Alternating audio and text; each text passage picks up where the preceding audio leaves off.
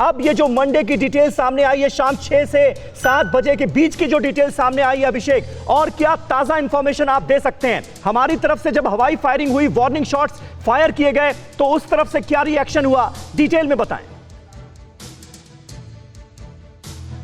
देखिए, सबसे बड़ी बात है कि वो जो दक्षिण का इलाका है पैंगोंग त्सो का, वहां पर लगातार चीन कोशिश कर रहा है और पिछले 10 दिनों में दूसरी बार है कि वो उससे इंटर करने की कोशिश कर रहे हैं। ये रेजिल्ला के थोड़ा सा नॉर्थ में जाएंगे तो मुखपरी का इलाका, मुखपरी की पीक्स हैं, वहां पर उनकी पेट्रोल पार्टी आगे बढ़ने की कोशिश कर रही थी और हमारे इलाके में न सिर्फ आने की जानकारी इस बात की है, बल्कि वहां पर टिकने और जो उनकी टैक्टिक्स है, वहां पर टेंट लगा देना, वहां पर बंकर बना देना, उसकी पूरी तैयारी के साथ वो आए थे। तो वहां पर उनको वार्निंग शॉट हमारी ओर से फायर किए गए और उसके बाद वो पीछे लौटे। और बड़ी बात ये देखिए, रेजिन लॉ से लेकर, मैं बार बार कह रहा हूं, पूरा रेजिन लॉ से लेकर के और नीचे साउथ में आएंगे, हेलमेट टॉप तक पूरा भारतीय जो सेना है उसने जो स्ट्रेटेजिक पोजीशन है वो ले रखी है। रिज लाइन पर है, हम हाइट्स पर हैं और स्पांगुर गैप का जो पूरा इलाका है, जो उनका एंट्री पॉइंट हो सकता था, उसको भी ब्लॉक कर दिया है। तो अभी उनके पास कोई ऑप्शन बचा नहीं है। रेजिन लॉ से लेकर के हेलमेट टॉप तक, गुरुंग हिल, मगर हिल,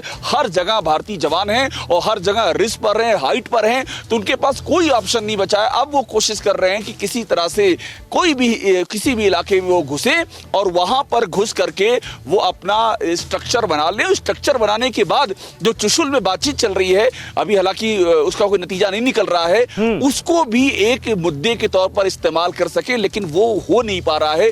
जमीन पर कहीं उनको कोई भी एंट्री पॉइंट नहीं मिल रहा है। बिल्कुल अभिषेक, बने रहे हमारे साथ। अचल मल्होत्रा साहब इस वक्त मौजूद हैं, फॉर्मर डिप्लोमेट हैं। अचल मल्होत्रा साहब, आप देखिए, एक तरफ हमारे रक्षा मंत्री जब मॉस्को पहुंचते हैं तो उनसे दरख्वास्त की जाती है कि भाई चीन के रक्षा मंत्री से मुलाकात कर ली जाए। अभी 10 तारीख को हमारे विदेश मंत्री के साथ उनके विदेश मंत्री की मुलाकात होनी है। इस बीच लगातार सैन्य कमांडर लेवल पर बातचीत चल ही रही है और साथ ही साथ ये हरकतें, ये चीन के कौन से इरादे हैं जो जाहिर हो रहे हैं बार बार? देखिए, इसमें जो पिछले भी कुछ जो हमारा मिलिट्री फेस ऑफ हो रहा है, उसमें 3-4 बातें तो साफ निकल के आ रही हैं जी।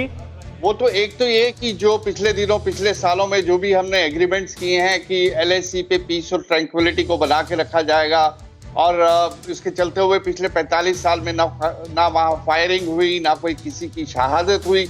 अब वो सब एग्रीमेंट्स जो है धीरे धीरे डाइल्यूट हो रहे हैं। विदेश मंत्री ने दूसरी बार एक बड़ा बयान दिया है, और विदेश मंत्री जो है पहले विदेश सचिव रह चुके हैं और वो चाइना के एक बहुत बड़े एक्सपर्ट हैं।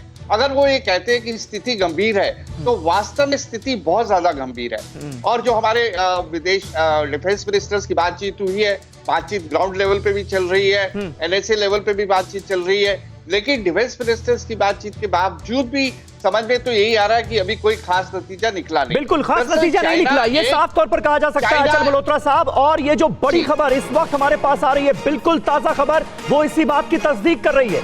LAC पर हार से बौखला है चीन की एक और गीदड़ भपकी सामने आई है। क्या कह रहा है चीन, ये जरा ध्यान से सुनिए। इस बार 1962 से भी बड़ी जंग होगी, ये ग्लोबल टाइम्स में कहा गया है। ग्लोबल टाइम्स यानी चीन का सरकारी अखबार। क्या भारत गोली ना चलाने का समझौता बदलना चाहता है? LAC की टेंशन पर ग्लोबल टाइम्स के एडिटर का ये ट्वीट है, और इसे हल्के में नहीं लिया जाना चाहिए, क्योंकि ग्लोबल टाइम्स चीन का सरकारी अखबार है, सरकारी माउथपीस है, और उसके एडिटर का ये ट्वीट अपने आप में कई बड़े संकेत देता हुआ नजर आ रहा है, जिसमें वो ये कह रहे हैं कि क्या भारत गोली ना चलाने का समझौता बदलना चाहता है? इस बार 1962 से भी बड़ी जंग होगी, ये कहा जा रहा है ग्लोबल टाइम्स के एडिटर की तरफ से। फिक्र आपकी, सोमवार से शुक्रवार रात 9 बजे सिर्फ TV9 भारतवर्ष पर।